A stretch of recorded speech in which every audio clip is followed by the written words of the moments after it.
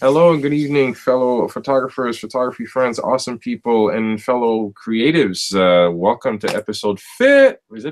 14 of the Daily Already. Podcast. Already, slowly but surely, we keep, piling on the hiatuses. But hey, we're not making apologies because, hey, we do have lives. You know, we do. Oh, wait a Exactly. second. I've got some double audio here because I had opened up a second. See, this is the beauty of live because I had opened up a second YouTube profile. I was playing around with the Creator Studio during pre-production. I had left the window open, so I started hearing myself in the second feed. Yay, the wonderful world of live. So, this totally cut off my intro there. Let's do As it you see, it again. was just still a work in progress. But unapologetically, thank you for joining us yet again, dear friends, for another episode, another fun-filled adventure onto the world of photography, creativity, motivation, inspiration, and life lessons. I'm still remaining your host, Oliver Day. Still at Olivier Day on Twitter, and welcoming you into my humble abode on the interwebs. And as I, yet again try and sit down with friends and photography peers, people I admire, who I think you should as well, for many more reasons than one. This has been a long time coming because my guest tonight is not only a very dear friend, but a very seasoned and very recognizable photographer in his own right. Local Montreal photographer Vivardy Boursiquot and I have been exchanging, creativity and a lot of past personal projects for quite some time. And I do call him a dear friend, and I've learned a lot from him. And even though I've taken a back seat with photography, but I've never let go of the art as well. But Vivaldi is throughout his entire, craft and work and personal endeavors. If you follow him on Instagram, he's actually at Vivaldi on Instagram. You should follow him. Definitely has shown me that consistency is key in keeping yourself fine-tuned and producing creative work, because your work, as actually, if it just sits around and does nothing, the quality will suffer. So as always, a learning experience to sit down with the people I interview. So, Vivaldi, thank you so much for being here. And Thanks for having me. humbly, thank you so much for being our guest tonight, my dear friend. How are you? I'm good. Thank you for inviting me. It's a Good, pleasure to good, be good. here. Thank you. It's good to see you. We were talking about this off the air, but I really wanted to basically just show this again. If anybody's noticing this, this is basically of course it's in French, but it says Photographie numérique, le portrait by Michael Freeman. It's basically a book, photography book on portraiture that Vivaldi himself gave to me some years ago when I just started with my photography. It's very extensive, very complete work about different facets on how to go about studio photography, and not just people, but also animals. You saw some birds there, and I'm just flipping through. But it meant a lot to me back then, and it still does now. So again, just refreshing, just showing you that, when somebody gives you a gift, you don't just say, oh, thank you, but you do cherish it. So I just wanted to say thank you for that one. And there was also, and my wife will recognize this because this is basically my very first official professional DSLR. I had a Nikon D80 back in the day, and I was really saving up for the D80 when it was a really hot ticket back in the day. And my wife basically surprised me with the D80, and Vivaldi and I basically were over dinner for my birthday. His girlfriend, and my girlfriend, now wife at the time, and Vivaldi just said, you know what, you need a complete manual. So here. So yeah, the complete guide, the Magic Lantern's Guide to Nikon D80. So yeah, when people support your craft and your work, you need to highlight that. So prefacing that. Yes, I'm putting you on the spotlight. I'm putting you on the spotlight, but no, it's sincere. It's truly sincere. As you can, so it just goes to show, we go way back, man. Yeah, we do. I had not started photography at that time. We go way back, and you hadn't started photography at the time, but slowly but surely. But there goes to show what planted the seeds, and where does that come from? How far was seriously? What planted the seed? Where did the kick start? There's a few things. It's a few stories put together, but to make a long story short, basically, well, you probably remember, or we were in the era of point and shoots, and I always hated point and shoot for a single reason. Like every time I saw a picture in my mind, it would never be the picture I saw, that I thought about. So I never took. Everyone was buying the point and shoots, and I never bought one until one day I took a pic. I saw a picture, I took it, and it came out exactly how I saw it. And at the same time, Dimitri and Clovis were also mutual friends, started photography. And then we started talking about like, yeah, there's techniques behind the cameras. And if you take like DSLRs, you can choose your settings. And there's a reason why the point and shoot doesn't give you the results. So I started reading about it. And yeah, like the fact that I could control the camera and really control the results was like, yeah, maybe I could start this. And then Dimitri bought his first camera, and I was always playing with it. Like I think I was using as much as he was, I think, at the beginning. I was always with him, like borrowing his camera, playing with your camera. And yeah, so I just saved up for mine also, and that's how I got started. Like it was really a need to be able to control the pictures I was taking. So the need nurtured basically the kick, basically. So the need justified. Because I used to love taking pictures with film back in the days, but like nothing like was not develop my own pictures or anything. But I used to love picking the camera and taking pictures. I used to love it, but I didn't see the results. But I loved the action of taking the pictures. Creating the image was something that you enjoyed. Yeah, and the picture would come like weeks after, like when my parents would bring the film to the store. But I didn't care at that point. I really loved taking the pictures. Do you still have your old film one? Do you still have your old film camera? Yeah, well, yeah, it's right there. Oh man, here it is. Oh man, wow, wow.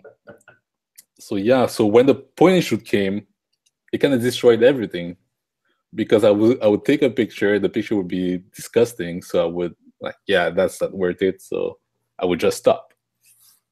So yeah, so for other people, point and shoot made it easier. For me, it made me not want to take pictures. So you wanted to go that extra step? It's because I didn't know how to get the pictures that I wanted. And I didn't like, the flash would come up at every time. Like you would see a picture, then the flash would come up and make all the scene white. And so I remember like one day I was with my girlfriend Alice, and like I was trying to take a picture, and she hid behind a pillow, and the pillow had white and blue patterns on it. Oh boy! And the wall behind her was blue. And I just saw the picture, like with the blue with the pattern. Like, yeah, that's perfect. Like, do that again. Okay, hide behind the pillow. I don't care. And the picture came out exactly how I saw it. How do you visualize it? I was like, okay, so there's a way. So there's a way to take a good picture. There is a way. There is a way. So, so you mentioned your peers. You mentioned Dimitri. You mentioned Clovis. How much do we acknowledge that the influence of our peers on our own creativity? So so is there a lot of peer pressure involved into like, okay, yeah, my friends are good at that, and okay, so so they're good, and bravo, golf clap. Or does that inspire you in some way to actually get the drive and get that? Did you get support from your surrounding? Was it like just your own personal endeavors? Like, okay, let me push this even further. Let me push this even further. Let me see where I can go. So. Yeah, because we started basically all in the same year, like not at the same time, but we all were exchanging tips. And in the beginning there's a lot of technique to learn. Like photography there's the vision, there's the technical aspect to it, and learning about all the technical, like having friends who you share with, that you go out on shoots, you exchange a lot, you give others tips, and like when you're stuck, like it's good to have other people around you to ask. Like I did not go to photography school or anything, so that was my school. Being able to exchange with friends and peers is a great way to learn pretty quickly. And then once you learn the techniques, then you start comparing yourself to your friends. So one of them will take a picture and like, damn, how did you get that shot? Guilty. Guilty. So next time you go, like every time I see your Flickr pool, every picture of Alice, guilty. I just said it. Okay, fine. I'm sorry. I just had to get it out there. So yeah, so we would try to surpass and to improve. So that was also the motivation to get better aesthetically, like just not, so this technical came at first and then the aesthetic came after, like trying to compete, try to understand how did you get that shot. And then like we all move in different styles. Like we all started doing street and we were kind of getting the same shots.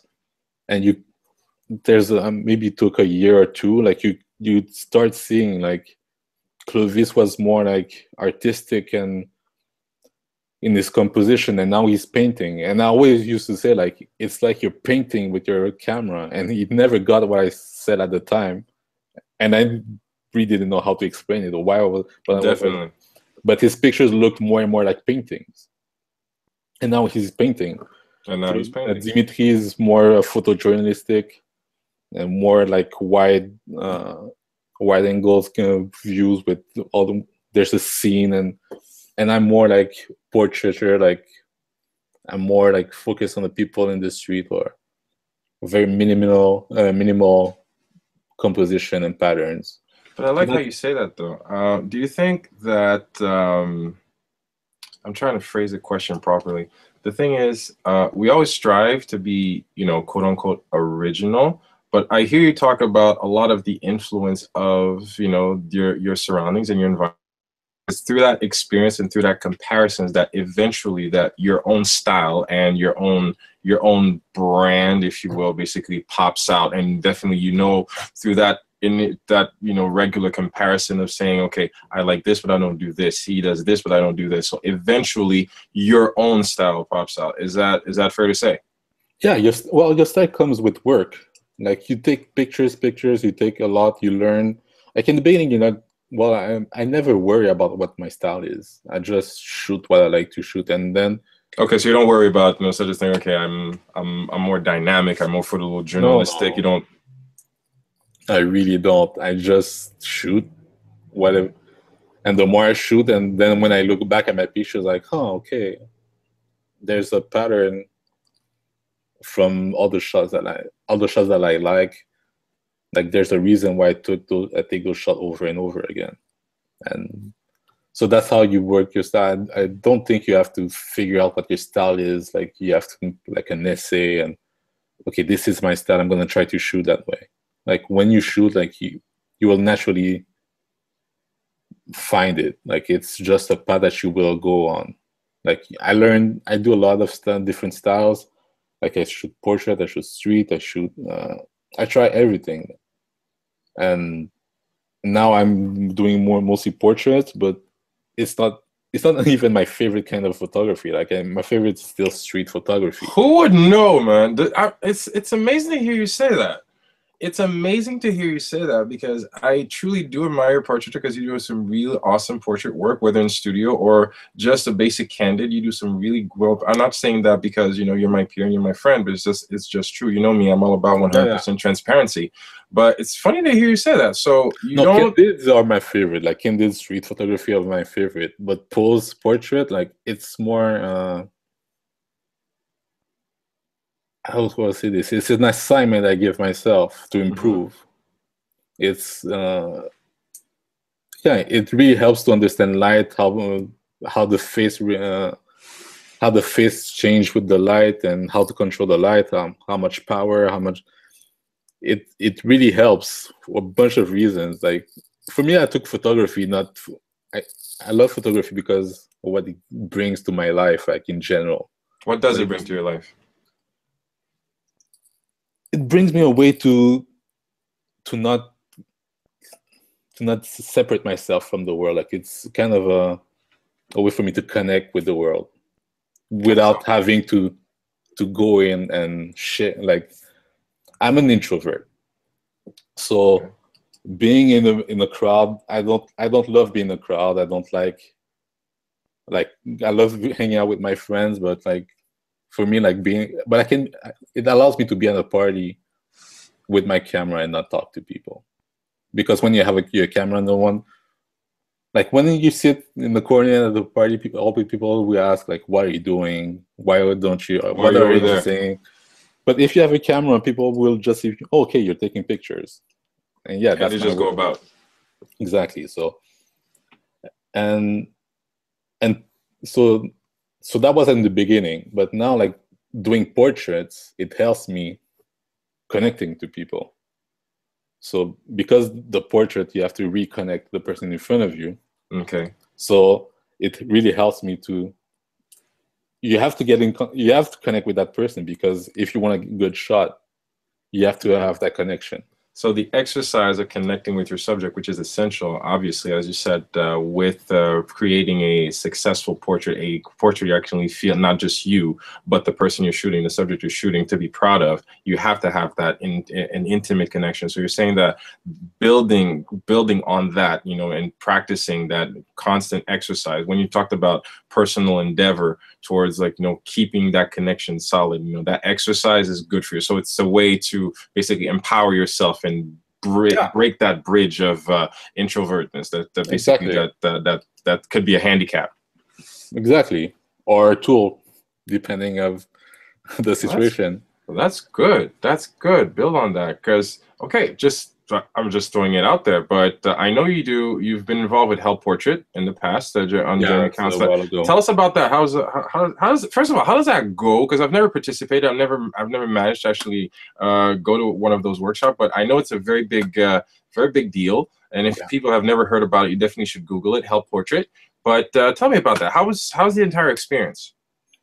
It was, I knew it was gonna be great. Like, I heard about it. I was like, for those who don't know, like, it's basically it's a bunch of photographers letting people in, like, that don't have access or don't have the means to get a portrait, and we take a portrait, we print it. Like, some of them, they can get makeup if they want, but it's basically taking pictures of people who don't usually get portraits, and you offer them a print picture of themselves, and it's just to see the look on their face when they receive it. It's a really simple gesture, like, to take, for us at least, to take a picture and give it to them. So for you, it's perfectly mundane, but for that person, yeah. But so I knew it was gonna be like great and everything, and it's gonna make them feel good.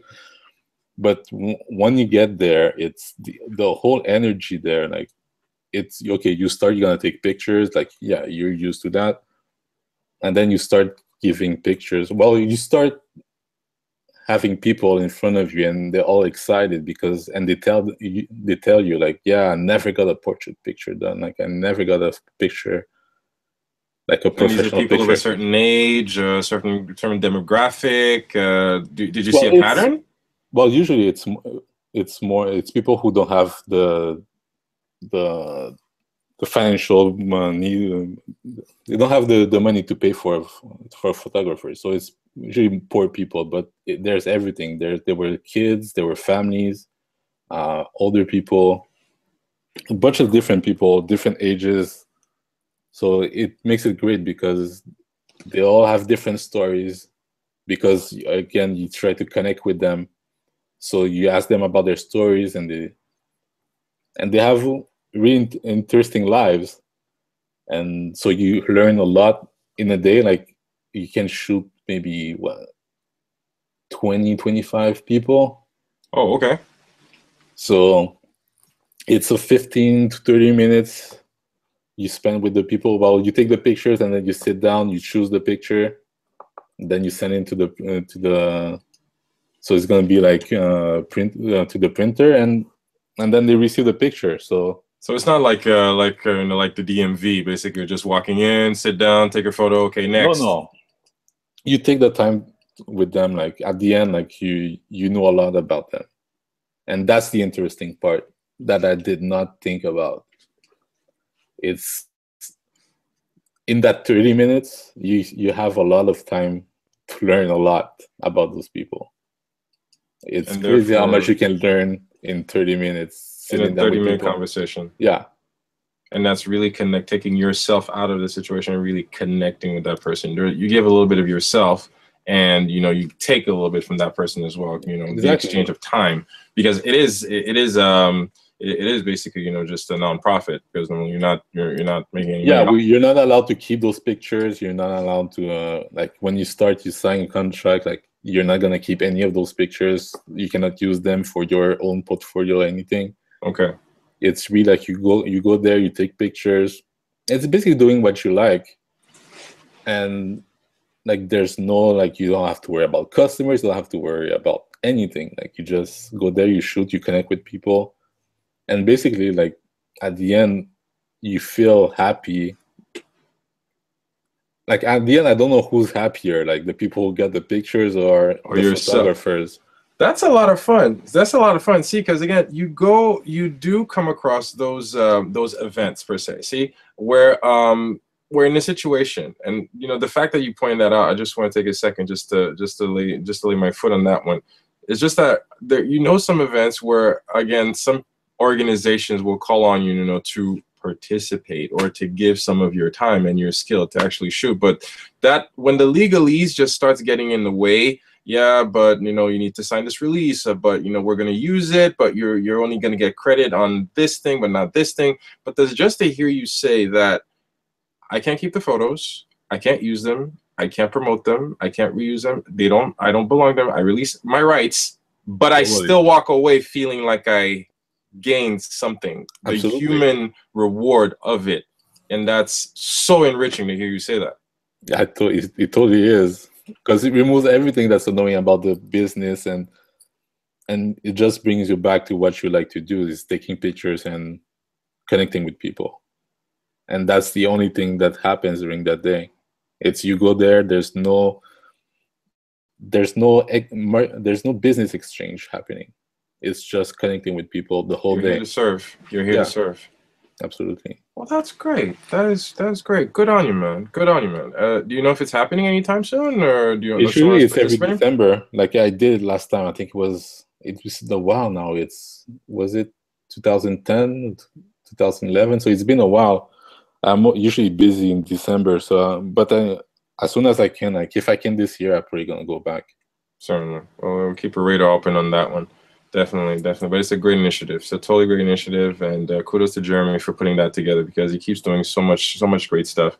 Jeremy Coward, because you have to say that he's really trying to make photography not only accessible to everyone, but also seeing how this photography can serve people, not just through photos and like just again, everybody thinks of him as like the rock star photographer, and he totally deserves the recognition. But what he does on a philanthropic standpoint, just with the art of photography, whether through education and just serving and giving forward, that's something that has to be highlighted. So good on you for giving your time and expertise for that one. But what else did I want to touch on with you? So yeah, we were talking about the connection. We're talking about the connection and the human aspect. But you say that you don't consider portraiture as something that you personally brand yourself as. So how do you feel about specializing? How do you think about, do you believe that we should just have multiple aspects on our keychain, multiple keys on our keychain? Okay, I can do this, I can do various genres. Or do you encourage specializing? Is it okay to have a niche skill in your photography, in your opinion? If you're gonna market yourself, like put yourself in the market to get contracts, yes, I think you should specialize yourself. And right now, like I'm working on my website, I am specializing myself in portraits. But for me, photography is more than just the contracts I'm gonna get. So I think it's important to learn to shoot almost everything. Like you don't have to shoot every single style that exists, but yeah, it's cool to be able to go from portraits to landscape to street photography to editorial to whatever. Like try different styles and just not doing just one style, because first of all, it makes it more fun because you keep learning new stuff. And I think learning is a big motivator. Like, a lot of motivation comes from learning something new and trying something new, failing and going at it again. I think it gets pretty boring when you keep doing the same thing over and over. So learning is a great way to go around that. And it's also that you learn from different styles. Like, for portraits, you can learn how to deal with people and expressions and how to connect with people. That can help you with streets. But landscape can help you with composition. Like, there's different ways, there's different things to learn from each styles. Like, and each styles have their very specific skill that's needed. So it's good to have a basic of those different skill sets. How do we keep learning? Just shoot different things. Just like, if you're a street photographer, just go in and shoot the landscape for a while.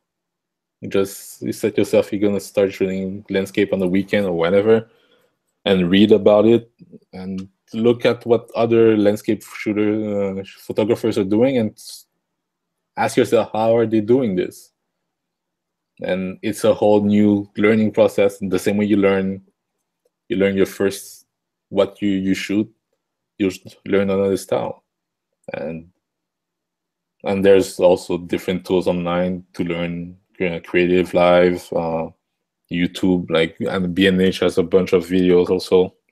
Yeah, B&H. Because B&H does also publishes a lot of their workshops on their YouTube channel. Exactly. A lot of their talks, a lot of their special guests, a lot of workshops. Often, Adorama does it as well. B&H does it. Adorama does it. Creative Live. Just pick and choose. I believe also there was a live calc. I think I'm going to put this in the show notes. I had shared this on Facebook and Twitter, but this photographer masterclass basically put out his entire college courses on YouTube. Yeah. It's like his entire digital photography course. It's like it was like 13 courses, college level courses, all available with PowerPoints, everything available for free. It's crazy. It's an open. You have no excuse not to learn anymore. You really have no excuse. More important than that, you just have to shoot it, because those things they won't help you if you don't shoot different style. You have to take your camera in a different environment and just start shooting. And it's the best way to learn. Yeah, you have to shoot stuff that you haven't tried before. Should we be worried? Should we be worried about? Because I've asked who was that? I believe somebody asked me this question just recently. There are so many photographers now talking about either if you combine cell phones and point and shoots, and digital photography has exploded. And now I think I'm not even talking about a tipping point. It's become a plateau where in the dawn of Instagram, digital photography is all over the place. And a lot of people are just worried about the fact, how do I stand out in such a sea of pictures? How can I ensure that my photography is going to impact somebody in somewhere in the universe? Like, what would you say to that person? Just keep shooting and trying to improve and make something different. Like, everyone has a different vision of the world. So keep shooting and find it. If you're making the same photography as everyone else, like, yes, there's a lot of photography, but a lot of that photography is all the same. And a lot of it is irrelevant. Just become relevant. Do something special. And yeah, so you have to keep shooting. Like, there's a lot of photographers that there's a reason why. Yeah, there's a lot of photographers, but you're gonna have a few of them get 400,000 followers on Instagram. Not everyone gets 400,000 followers. Like, why do those people get 400,000? Yeah, they do have. Maybe they spend more time to network and use the social media to put their name out there, but they also have great pictures. And bottom line, they have great pictures. That's where you start. And then and that goes back to what I was saying about trying the different styles. is if you get contracts and you want to get a lot of photography, it's problem solving. And when you do different kinds of photography, you have different problems. So when you face those different problems and you solve them, it keeps your mind sharp to help you improve your pictures quicker. Because getting better pictures is problem solving. Like you look at your pictures, you find a problem in your pictures, and you say, okay, I need to improve this. And you find a solution for it. So you have to keep your mind sharp. And if you keep shooting the same stuff over and over again, you're not going to see your mistakes anymore. You're not going to pay attention to them. So you need to do different things. So you get used to seeing your mistakes and seeing different things. So it's mostly work and work. Imagine that pictures. You actually have to work to actually get better. Imagine that. Yeah, there's no secret for it. You love taking pictures, well, take pictures. And even people who are not photographers that take pictures with their iPhones or their Samsungs or whatever with their phone, if they take pictures every day, you see them after a year that their pictures after a year is better than before, usually. Even if they're just taking pictures of what they're eating at the restaurant. Like, even if it's just a picture of their plate, like, you will see that their pictures at the end of the year is better than the pictures they will learn, okay, if I don't have enough light, this is what I can do to have more light. You will see them like trying to move candles on the table because they learn. And people who don't do that, who don't have that vision to find issues in their own work, those are the people who don't improve, and those are the people who will never get noticed because there's nothing to notice in their pictures. You need to put in the consistency, because it goes back to everything we always say. Like, if you're not shooting, you're not shooting. If you're not producing, your work is going to suffer, and it's going to show. It's not just a matter of just getting up and it's not about the followers. It's about the quality of the images that you put out that inspire those followers to actually get, motivated and actually connect with your work. Your work has worth, but again, if you're not working, obviously your worth is going to diminish, obviously. But it's all about the basics. All about the basics. Keep shooting. Again, know what you want and stay curious and stay hungry. Even again, the most successful. Fun. Have fun. It's photography. Like, it's not like we're not solving any world issues. It's just pictures. You just go out there and have fun, and the point is to make a beautiful image. Down to the basics. You just said it. And I had this very experience earlier this week. I came home from work, and my daughter just wanted to go to the park. I'm so tired, but she wanted to go to the park. Like, you know what? I don't know why. I was like, yeah, okay, you know what? Just put your shoes on, put your coat on, let's go to the park. I left my phone, grabbed my camera, and we went to the park. I just took a bunch of photos of my kid on the swing, my kid on the bouncy, my kid on the carousel, and I came home.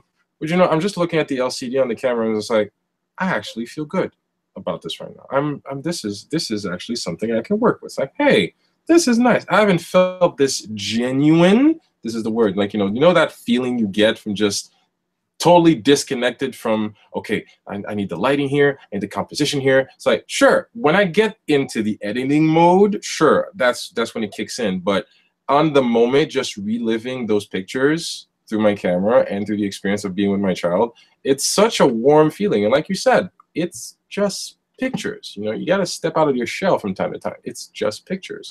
Enjoy it, because it does matter. I'm going to ask you to actually, play devil's advocate, not really devil's advocate. I'm going to ask you to take your time machine, because you said something that I really want to touch on about evolution. And I want you to analyze your own evolved work. So look at yourself down the road, basically behind. Look over your shoulder, see Vivardy about 2 or 3 years ago, and look down the road, see Vivardy 2 years from now. Where have you gone, and where are you going? However do you know you've evolved, and where do you want to go from here, my friend? 2 years ago. 2 years ago was pretty hard because I thought I sucked. I hated everything I did. Like, I think I stopped taking pictures for a few months. We're always our own worst critics. Yeah, but I don't know. I was tired of my pictures. I thought like I was not improving anymore. I hated my camera. Like, I had the same camera that I started with, and yeah, like, so I couldn't, like, I love taking pictures in in low light situations and stuff like that, and like it could not go above 800 ISO. Like, if I use 1600 ISO, like I would lose every pictures, and I was basically tired of fighting with my camera every day. Like, I spent more time fighting with my camera, like using all those problem solving skills with my camera rather than fixing the pictures themselves and improving. And yeah, that was me 2 years ago. I reached a plateau. And sorry, have you learned to forgive yourself?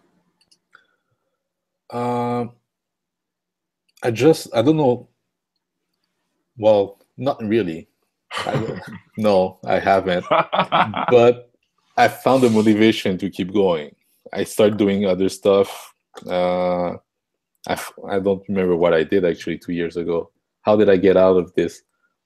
I think I just went out with friends, and I think like you called for a photo walk one day. I did that. I did not post any of those pictures because I thought they all sucked. But it's just like, yeah, I forced myself to keep shooting. I actually went back to film camera. So I took my film camera again, started shooting with that. And yeah, I think that was it. Like, I did a portrait session with that camera on film. And yeah, and at that time, a friend of mine told me like she was not using her camera. So it was a Nikon D90. So I was like, well, yeah, if you want, you can use my camera. And just that was enough, like, for me. Like, just because it was a different camera, I didn't have the excuse again. Like, yeah, my camera sucks. So I just started shooting again. And so yeah, so that was me 2 years ago. That's how I got out of it. I'm still very hard critic. I'm still a very hard critic with my pictures. I still don't like what I'm doing. I do think they're better, but I do not like my pictures usually. I really work hard to improve because I think they can get a lot better. Can I get them better? I don't know, but when I look at them, like, yeah, I can do better than this. There's still room to improve. There's always room to improve. Don't flagellate yourself. Seriously, like, don't pull out the whip and just start bleeding yourself, man. Because you're getting a lot of good recognition, from not just from me, but from a lot of people who are really appreciating you. So of course, I know that's you. And again, we always want to do better work because we want to grow, we want to evolve, we never want to stay stagnant. So I totally understand. I know exactly where you are, and I totally understand the motivation behind that. So is this where you're seeing yourself? Is this where you're laser focused down, not just on the improvement, basically, not just on the gigs? Obviously, again, the gigs from time to time, it always helps, but this is the improvement. This is what you're aiming for. Absolutely. Like, that's my project. It's getting amazing pictures, and that will bring me, I don't know where. I'll see where this brings me, but it's a quest. It's a quest. Like, I'm looking for that point where I'm gonna take a picture and it's gonna be like amazing. Like, I want to get to a level where, yeah, like when I look at pictures and different photographers that I admire, that's where I want to be. Like, I don't know if I'll ever get there. I probably won't, but that's where I want to be. Like, I want to produce images that are beautiful, like, and that I really enjoy. Amazing. I like it. I like it. You're definitely You're definitely on the right path. And I'm saying this with truth and honesty and transparency. You're definitely on the right path. I'm definitely having to tap into that energy of yours about consistency and learn to forgive yourself, and just learning to just like stay consistent and keep producing. Of course, I haven't been producing as much as I used to. You brought up a lot of memories about our photo walks, and like how we used to be very active as a crew and really producing, but everybody's gone and done their own thing, and but it still connects us. Photography is something that's still very near and dear and still keeps us rooted. But I just want to thank you and for all the support, and of course all the encouragement, because your photos really still do resonate with me throughout Facebook and Instagram. So just rest assured that, at least for me, if it matters in any way, you're still doing a lot of impact. So you're definitely on the right path. You're definitely on the right path, my friend. Trust me.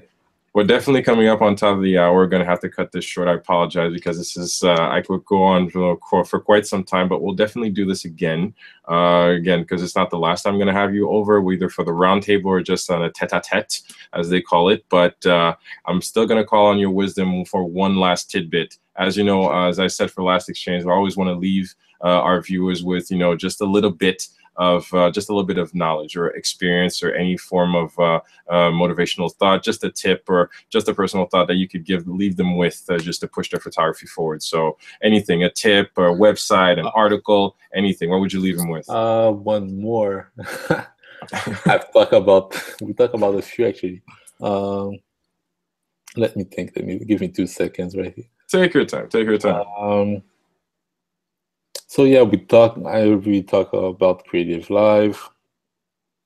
I don't know, just go to the museum. Just remind yourself that this is about beauty and art and aesthetics and our point of view, whatever you study. If you're more a photojournalist, go back to storytelling. Like, go beyond photography, and just like, if you try to tell a story, like, go see other storytellers that are not photographers. And if you're taking pictures and fashion, look at other art that is not photography, and just get inspired by something bigger than what you're doing. And yeah, that's it. Like, get inspired by anything. Like, that's true. I've been inspired lately by Netflix, Chef's Table. Oh, that's good. The images are beautiful. The images are beautiful. The chefs are super inspired. And you see that they have that quest I was talking about, to make the food better. How do you work with an ingredient to make the food better? And it's the same quest that other artists are going through. How to always look to get things better, and to look for more, not for others, just for it's a quest that you have inside. So get inspired by those people. Everybody wants to do better, and that's certainly something that, especially chefs, like the food world is definitely a place where inspiration, drive, and motivation, and cutthroat. It's combative, but that's that mutual respect between warriors that shows you how the quest for good and always wanting to get better can actually produce and actually shows into the food. But exactly. Thanks for the tip. That's definitely a very good inspiration. But Chef's Table, definitely worth it. Definitely worth it. I've seen a few on Netflix, and I really want to see. I just said it. I want to watch it again. But definitely, I can't thank you enough for your time and thank you insight. For having me. It's definitely a pleasure and a treat. Like I said, we're definitely going to do this again with the universe aligning the agendas. But if anything, where can people find you and follow you on the interwebs, my good friend? So on Facebook, there's my page of Vivardy Boursiquot Photography, and on Instagram at Vivardy. And awesome. I have my Tumblr also, so Vivardy Photo on Tumblr. So just Google my name. There's not a lot of Vivardys out there. No, there are a few. So you're one of those very particular ones. Exactly. So just put my name on Google. Baratunde Thurston. It's like there aren't that many. So just type my name on Google, and you'll find me there. Certainly. And of course, I'll be sure to I'll link all your platforms on the show notes when this blog post and this episode goes live within next couple of days. But again, thank you for everything, dear friends. Thanks again for your presence. And if anything, always remember to leave a comment on the blog post on Google+, on Facebook, on Twitter. I am at Olivier D. on Twitter. So I'm also not there. Just Google my name, and normally there is that other artist for some reason that has my name, but we're still talking about negotiation rights. No, I'm just kidding. But certainly, thank you so much, you guys, for always being part of this great adventure. Vivardy, I will definitely see you soon. But if anything, thanks so much, and keep producing, keep shooting. Like I'm telling everybody, stay inspired, stay motivated, go to the museum. But again, it's been fun, and you guys do take care. Till next time, stay awesome. Bye.